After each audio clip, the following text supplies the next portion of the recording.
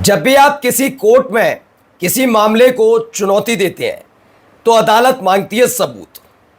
अब कितने सबूत चाहिए? क्योंकि अब 4 बड़े सबूत पश्चिम बंगाल से जुड़े निकलकर सामने आ चुके हैं। लेकिन क्या इन सबूतों के आधार पर कोई बड़ा फैसला होगा? जी हां, इसी में ममता बनर्जी लगी हुई है। पहला सबूत वो खुद खोज कर लाई थी, जो हमने आपको दिखाया था कि 31 सीटों पर एसआईआर की वजह से भारतीय जनता पार्टी की जीत सुनिश्चित हुई। यह चुनाव आयोग जो एसआईआर के नाम पर डुप्लीकेट वोट हैं, ज्यादा वोट हैं, एक ही नाम पर 10 हैं, एक ही पते पर 100 लोग हैं, इसको लेकर दुरुस्त करने की बात थी। लेकिन क्या यही मंशा थी चुनाव आयोग की?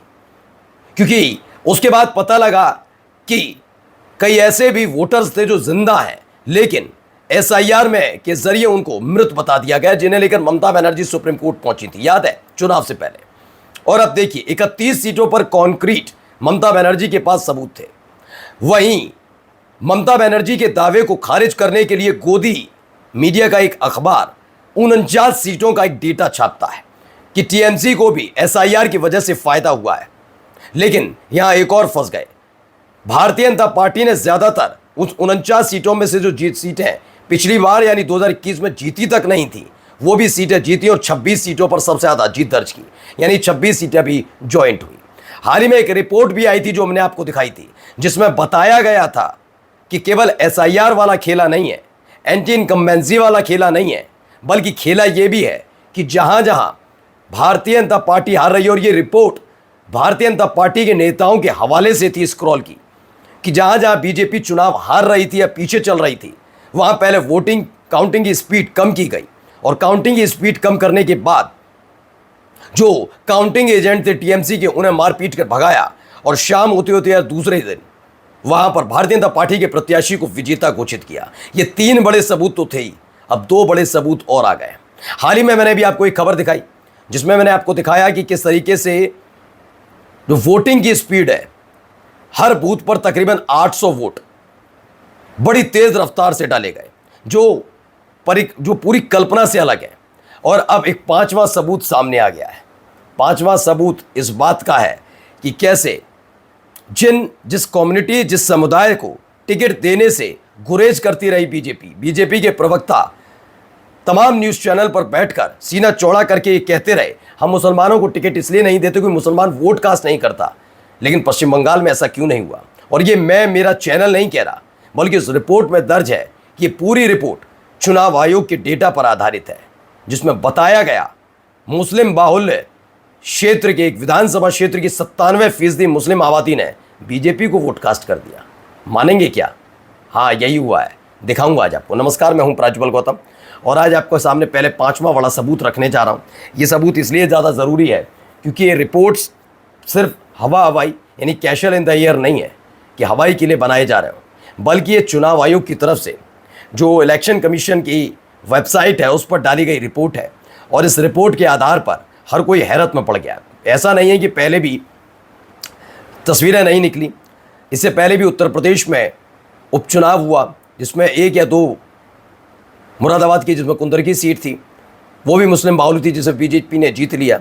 तब ये दावा किया गया कि इसमें कांग्रेस, समाजवादी पार्टी और तमाम जो अलग पार्टियां हैं, सेकुलर पार्टियां, उनमें मुसलमानों का वोट बट गया, इसलिए जीत हुई। लेकिन यहाँ कैसे संभव होगा?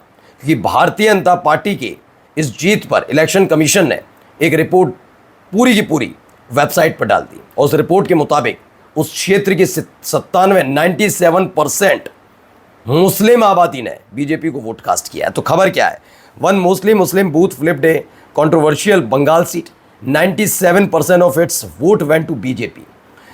Trinamool Congress almost won Rajarhat New Town. कहा जा रहा है कि तृणमूल कांग्रेस ने लगभग राजारहाट न्यू टाउन सीट जीत ली थी। ये बात बीजेपी को भी पता है, सबको पता है। दरअसल क्या है ना कि जब आपको कोई टारगेट दिया जाता है और आप अपने बॉस को खुश करने की कोशिश करते हैं, और आप उतने अनुभवी भी नहीं होते, तो जल्दबाजी में किए गए काम में आप कई बार ऐसी खामियां कर देते हैं जिसकी वजह से बड़ा बवंडर हो जाता है। ब्लंडर और बवंडर दोनों हो जाता है, और ब्लंडर की वजह से बवंडर हो गया है। ये राजारहाट सीट जो है मुस्लिम बाहुल्य सीट है, यानी मुसलमान यहाँ पर निर्णायक भूमिका निभाते हैं। छोटी मोटी आबादी नहीं है, बड़ी तादाद में है। लेकिन यहाँ से बीजेपी के जो प्रत्याशी हैं पीयूष कनोडिया, ये चुनाव जीत जाते हैं। ये चुनाव कैसे जीता? Until a mostly Muslim booth was counted out of turn in the final round and voted overwhelmingly for the BJP। शुरुआत में तृणमूल कांग्रेस यहाँ पर सिर्फ पांव जमा कर नहीं बैठी थी सीट पर, बल्कि वो जीत चुकी थी। लेकिन आखिरी राउंड में ऐसा उलटफेर हुआ कि भारतीय जनता पार्टी के प्रत्याशी की जीत घोषित कर दी जाती है। इसके बाद जब डाटा निकाला गया खुद वेबसाइट से, तो क्या है इस वेबसाइट से निकाले गए डेटा को ज़रा गौर से पढ़िएगा। आयुषी तिवारी ने स्क्रॉल की इस रिपोर्ट को सबके सामने रखा है। A close contest led by TMC in a West Bengal seat flipped to the BJP as a Muslim majority booth return 97% votes for the BJP shows Scroll analysis. ये किसके ऊपर है? इलेक्शन कमीशन के ऑफिशियल बूथ वाइज डेटा पर आधारित है। बताया गया कि एक ये खास तौर पर ये वाली जो सीट है, ये सीट पर पूरी तरह से टीएमसी का कब्जा था। शुरुआत के चरण में टीएमसी लगातार बढ़त नहीं बनाई हुई थी, वरना उसने तो बिल्कुल हरा ही दिया था पीयूष को, जो बीजेपी के प्रत्याशी हैं। लेकिन आखिरी चरण की जब काउंटिंग होने लगी, उसके बाद पता लगा मामला पलट गया और बीजेपी प्रत्याशी जीत गए। बाद में जब इलेक्शन कमीशन ने अपने बूथ वाइज डेटा अपने इलेक्शन कमीशन की वेबसाइट पर डाला, तो पता लगा मुस्लिम बाहुल इलाके की 97% आबादी ने, वोटर्स ने, आबादी का मतलब वोटर्स जो वोट कास्ट कर पाते हैं वो, उन्होंने बीजेपी को वोट कास्ट कर दिया था। ऐसा इलेक्शन कमीशन का कहना है। अब ये इस बात में सच्चाई है या जो ये बीजेपी के नेता कहते हैं कि जो ये जितनी भी कहानियां हैं, जितनी भी रूपरेखा तैयार की जाती है कि मुसलमान हमें वोट कास्ट नहीं करता, हम इसलिए उसे टिकट नहीं देते। अगर मुसलमान वोट कास्ट नहीं करता तो ये कैसे? मैं अब भी कह रहा हूँ ये बात सच है, वो गलत नहीं कहते कि मुसलमान वोट कास्ट करने से बीजेपी को बचता है, और ये बात हकीकत है। लेकिन अगर ऐसी ही थ्योरी है और ये सच्चाई भी है, तो 97% वो जनता कहाँ से कैसे आ गई जिसने वोट कास्ट कर दिया सीधे सीधे बीजेपी को? प्रशांत भूषण ने भी लिखा that a Muslim majority booth votes 90% of for BJP is clear evidence of EVM manipulation, EVM replacement or returning officer of ECI declaring a vote which is totally different from what the EVM recorded। क्योंकि इससे पहले भी temper करने के आरोप लग चुके हैं। इसमें बताया मुस्लिम बाहुल बूथ पर बीजेपी के पक्ष में 97% मतदान होना, ईवीएम में हेराफेरी, ईवीएम में बदलाव या चुनाव आयोग कि रिटर्निंग अधिकारी द्वारा ईवीएम में दर्ज वोटों से बिल्कुल अलग है, जो ये बताता है कि इसमें क्या क्या खेला हुआ है। ये पांचवा वो बड़ा सबूत है।